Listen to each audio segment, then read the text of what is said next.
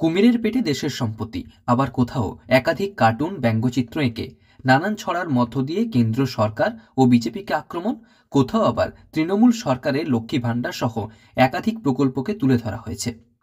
আসন্ন লোকসভা নির্বাচনের আগেই ব্যঙ্গচিত্রের মধ্য দিয়ে নিজেদের প্রচার শুরু করেছে তৃণমূল, যা নিয়ে জোর জল্পনা রাজনৈতিক মহলে।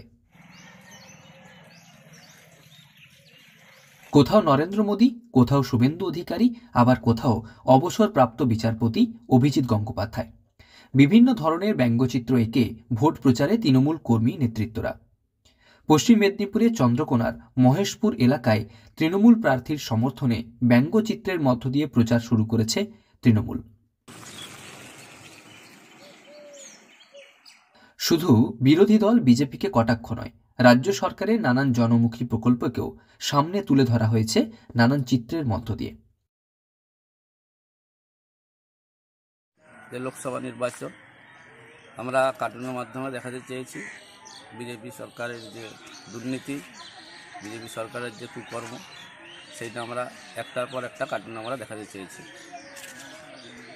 আমরা কুমিরটা কার্টুনের মাধ্যমে এঁকেছি যে ভারতবর্ষে যে বিজেপি সরকার, মোদী সরকার একটার পর একটা, ধরুন ট্রেন বেসরকারিকরণ করে দিয়েছে, বিমান বেসরকারিকরণ করে দিয়েছে, এবং গ্যাস 2014 সালের আগে 400 টাকা সিলিন্ডার ছিল, সেই গ্যাস আজ হয়তো 1000-এর উপরে চলে গেছে।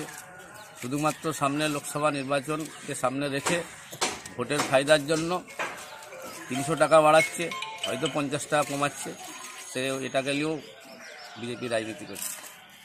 আর আমার কার্টুনটা করেছি কুমিরটা, আমরা মানুষকে বোঝাতে চাচ্ছি যে একটার পর একটা বিজেপি সরকার যেই ধরনের কুমির ওই ট্রেন খাচ্ছে, বিমান খাচ্ছে, গ্যাস খাচ্ছে, ঠিক বিজেপি সরকার জনসাধারণের কাছ থেকে একটার পর একটা এইভাবে তারা খেয়ে নিতে চাচ্ছে।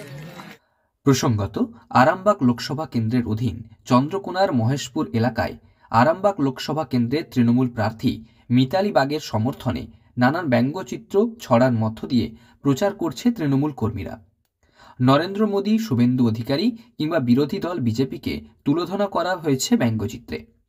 কেন্দ্রের বিভিন্ন বেসরকারীকরণ নীতির প্রতিবাদ জানিয়েও এদিন ব্যঙ্গচিত্রে ফুটিয়ে তোলা হয়েছে। আবার কটাক্ষ করা হয়েছে কেন্দ্র সরকারের স্বচ্ছ ভারত অভিযান কর্মসূচিকেও।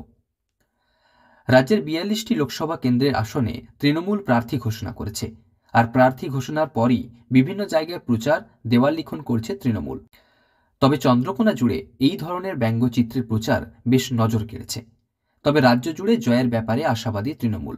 এছাড়াও এই দেওয়াল লিখন থেকে পদ নয়, পতাকাই সব, এমন স্লোগানও তোলা হয়েছে। স্বাভাবিকভাবে নির্বাচনের আগে এই ধরনের ব্যঙ্গচিত্রের প্রচার বেশ রাজনৈতিক তাৎপর্যপূর্ণ বলেই মনে করছে ওয়াকিবহাল মহল। পশ্চিম মেদিনীপুর থেকে রঞ্জন চন্দের রিপোর্ট, লোকাল 18 বাংলা।